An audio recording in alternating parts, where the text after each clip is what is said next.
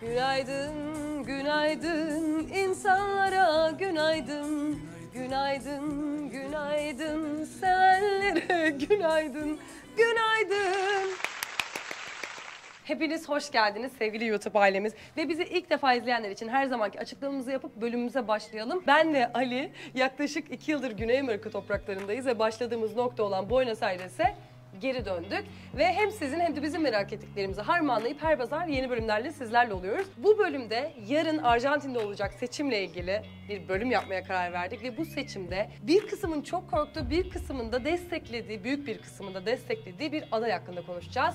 Javier Milei. Kimdir bu Javier Milei? Bölümün sonunda sevgili Ali Erdinç'in sesiyle hazırlamış olduğumuz 7 dakikalık belgeselimizle sizi yalnız başınıza bırakacağız. Ama öncesinde de kendi kritiklerimizi konuşalım dedik. Hadi çıkalım, biraz yürürken sokakları gezelim. Hem de biz ne düşünüyoruz? Biz kimi destekliyoruz? Neden desteklemiyoruz? Ve tabii ki başlığımız olan organ satışından bahsedeceğiz. Ve benim bununla ilgili çok değişik fikirlerim var. Değişik derken neden olmasın ki dediğim bir fikrim var. Bunu da hem seninle hem de ya sen de ilk defa duyacaksın. Hem de bizi takip eden arkadaşlarımızla paylaşmış olacağım. Evet sevgili arkadaşlar, güzel bir Buenos Aires gününden herkese merhaba. Bugün cumartesi 19 Kasım mı? 19 değil. Atma be. Atma. 18 Kasım cumartesi. Yarın... Bu arada adaylar, çok özür dilerim. Evet. Adaylardan bir tanesi Massa. Bizim desteklediğimiz kişi bu Gözünü insan. Oymuşlar. Hemen emniyeti etiketleyin altına. Evet, şimdi bugün 18 Kasım cumartesi, yarın pazar günü seçim var. Çok önemli bir seçimin sonuncusu, son seçim yarın.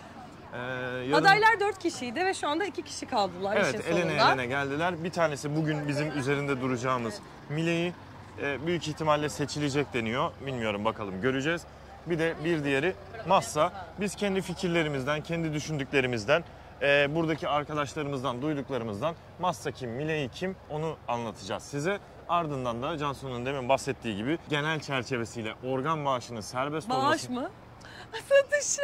Çünkü öyle bir kavram yok aklımızda. Organ satışının serbest kalmasını savunan, LGBT'ye karşı çıkan, Kadın Bakanlığı'nı kapatmak isteyen bu deli Milei'nin belgeselini hazırladık sizin için. Şimdilik biraz hadi etrafta yürüyelim, sonra devam ederiz. Evet, şimdi Cansu'nun fikirlerini almak için sevgili Cansu Demirci'ye bağlandık. Ay şu an arkadaşlar bu arada mikrofonlarımız var ya, aşırı mutluyum. Yani 2 sene sonra mikrofonu olan bir kanala hizmet verdiğimiz için ne denir, çok mutluyum. Bir hayırlı olsununuzu alırız bu arada. Bunun için bize sponsor olan Göksu Demirci'ye teşekkürlerimizi... Çok teşekkürler. Göksu Demirci kendisi ablam olur. Göksu Demirci kendisi ablam olur. Teşekkür ediyoruz kendisine. Göksu Demirci, bu bölüm senin için konuşuyoruz canım. Senin için be. Hadi. Evet Cansu, Massa mı Milei mi? Senin fikirlerin ne, duydukların ne, gözlemlerin ne? Öncelikle şeyi söyleyelim. Massa ve Milei hangi taraflardalar? Massa solu temsil ederken Milei de sağ temsil ediyor ama Milei için daha çok liberal diye söyleniyor ama bence bayağı hardcore sağ tarafta olduğunu gördüm ben. Ve buradaki insanların yarısı çok korkarken onun gelmesinden, yarısı da özellikle genç kesim çok destekliyorlar. Çünkü artık bir değişimin olmasını istiyorlar. Çünkü Milei geldiğinde öncelikle para birimini dolara çevireceğini söylüyor. Ve bu aslında düşündüklerinde insanlar, genç arkadaşlar şöyle diyor. Aslında konuşabilirim geçerlerken. Evet konuş.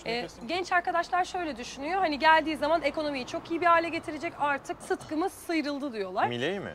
Evet, genç arkadaşlar Milei'yi destekliyor çünkü bu yüzden. Peki şimdi şeye gelelim. Ben bir tane bile Milei'yi destekleyen genç arkadaşla tanışmadım. İşte çünkü senin yaş grubunda değiller. Sen daha yaşı büyük insanlarla tanışıyorsun. Daha böyle 18-25 yaş arası bir kesim çok büyük destek veriyor buna. Bu arada şimdi şeyle ilgili, bu organ satışı ile ilgili kendi fikrimi söylüyorum. Sen de bunu ilk defa duyacaksın. Ne düşünüyorsun? Şimdi ilk başta bunu duyduğumda organ satışı yapacakmışım. Ne korkunç bir şey. Böyle bir şeye izin verilir mi? Ne saçma falan diye düşünürken bana bir tane mesaj geldi Instagram üzerinden. Bizi takip eden arkadaşlarımızdan bir tanesi Milei'nin başa gelme ihtimalini duyunca ve organ satışının da yasal olma ihtimalini duyunca bana şöyle bir mesaj atmıştı. Cansu Hanım merhaba, gerçekten Milei geldi mi? Organ satışı şu anda başladı mı? Diye sorunca benim kafamda şöyle bir şey canlandı. Ben dedim ki hayır, henüz gelmedi, hiçbir şey belli değil. Ama neden bana böyle bir soru sordu dedim. Sonra dedim ki binlerce insan organ arıyorlar. Yani böbrek arıyor, her şeyi arıyorlar ve bulamıyorlar. İnsanlar vermiyor kimseye böbreğini. Dolayısıyla bunun parayla satılıyor olması başka insanları rahatlatıp onların işine yarayacaksa ve alan memnun, satan memnunsa da neden bu çok korkunç bir şey o zaman diye düşündüm kendi kendime. Yani bu evet duyduğumda korkunç bir şey gibi geldi ama sonra düşününce de çok mantıklı geldi. Bu dertten müzdarip binlerce, milyonlarca insan var dünya üzerinde. Sen ne düşünüyorsun? Yani şu anda sen öyle söyleyince tabii mantıklı geldi ama bu çok bilmediğim bir konu arkadaşlar. Çok böyle bıdı bıdı yapmak istemem. Hiçbir fikrim olmadığı için otomatik olarak insan bir karşı çıkma hissiyatı geliyor insana. Ya bu sefer şöyle bir şeye yol açar mı? Şu anda bilinç akışı konuşuyorum. İşte insanların kaçırılıp organlarının çalınıp satılması, çünkü yasal ya organ satışı. Zorla işte organ satışının imzalatılması, çok büyük böyle tekelleşmeler olması ya da her paraya sıkışanın gidip bir organını satması tabii ki yaşamsal faaliyetlerini durdurmayacak, organlarına yol açar mı gibi tabii ki.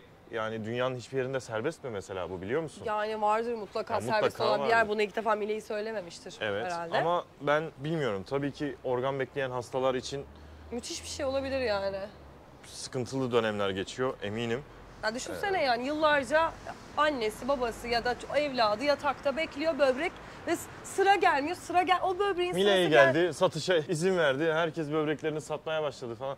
Bilmiyorum, ben yani çok bilmediğim bir konu, sadece kendi Ya fikirlerimi... bu arada şu anda kendi fikirlerimi söylüyorum. Bak başta da söyledim, bilmediğim ve çok da üzerine araştırma çalışma yapmadığım bir bu arada bilgi. benim de öyle. Ben sadece tamam, aklıma evet. gelen bir şeyi hani şurada biz bizeyiz. Bir fikrimi söyleyeyim. Siz ne düşünürsünüz bilmiyorum. Evet, Yani yorumlara yazın Evet. ki üzerine konuşalım, insanların fikirleri ne değil. Yani zaten Mile'yi 7 dakikalık, 7,5 dakikalık mini belgeselde az çok tanıma fırsatı bulacaksınız. Bu arada bir şey daha söyleyebilir miyim? Sevgili Olmazsa Döneriz ailesine, sevenlerimize, takipçilerimize, sevdalılarımıza. Buyurun lütfen.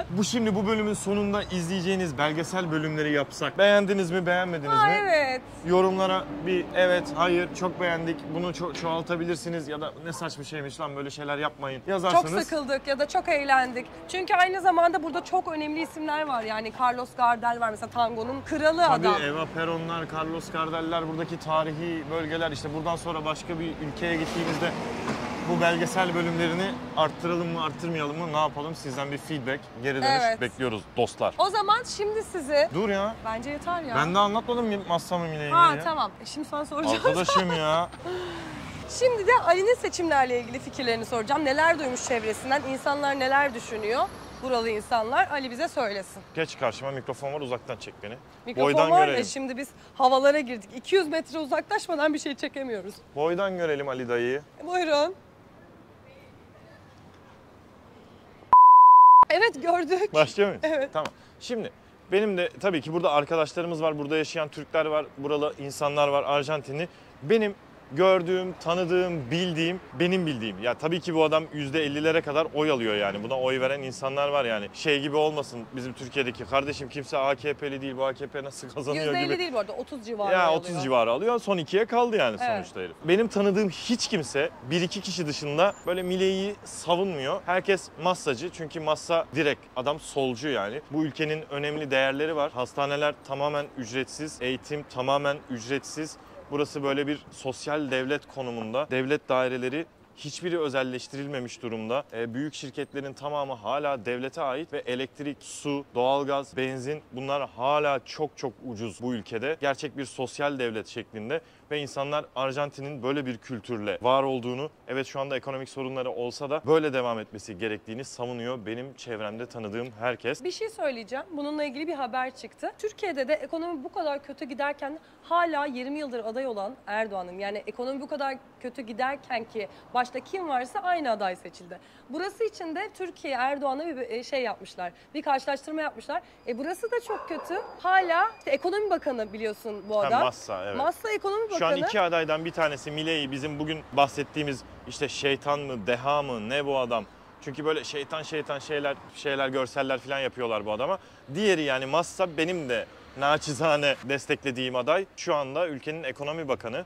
İşte tabii ki biz bir yıldır buradayız, yani bu ülkenin siyasi geçmişini, geleceğini, insanların ne düşündüğünü, neler yaşadığını bilmiyoruz. Biz kendi cahil, bir yıldır burada yaşayan insanlar olarak fikirlerimizi belirtiyoruz diyelim. Ben de kendi cahil, bilgisiz şeklimde sevgili Massa'yı destekliyorum. Yani ekonomi bakanı olan bir adamın ekonomi bu kadar berbatken bu kadar iyi oy alması, aynı şey Erdoğan için de geçerli. Yani son zamanlarda Yani böyle şimdi bir ben karşılaştırma yaptılar. sanki Massa'yı destekliyorum ya orada da Erdoğan'ı destekliyormuşum gibi. Hayır, o Hani önemli değil. Kimi öyle bir benzetme olamaz çünkü çok başka ülkeler, çok başka kültürler, çok başka siyasi geçmişler. Yani o öyle bir benzetmenin ben doğru olmayacağını Hayır, düşünüyorum. öyle bir benzetme yapmak için söylemiyorum. Tamam, evet, kötü giden hükümetin, kötü giden hükümet. Ama yine de destekleniyor. Yine, Çünkü evet. Ben fikrimi söyleyeyim mi bununla ilgili? Sen tabii katılıyor musun bilmiyorum. Burada özelleştirme yapmak istediğini söylüyor. Bütün devlete ait birçok yeri özelleştireceğini söylüyor Milei. Evet. Ve insanlar devletin verdiği yardımlardan artık yararlanamayacaklarını fark ettiler ve bu da bir